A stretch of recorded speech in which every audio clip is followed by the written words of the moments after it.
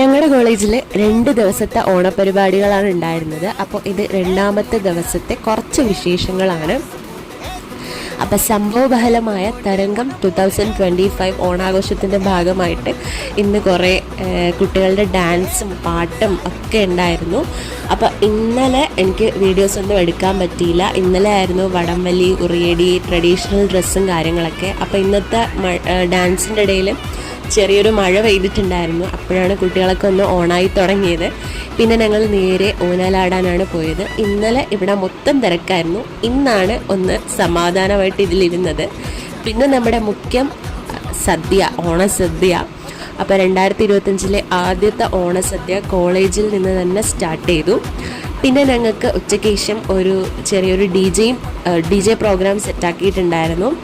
അപ്പോൾ ഞങ്ങളെല്ലാവരും അടിച്ച് പൊളിച്ച് എൻജോയ് ചെയ്തു. അപ്പോൾ ഇത്രയേ ഉള്ളൂ. ബൈ.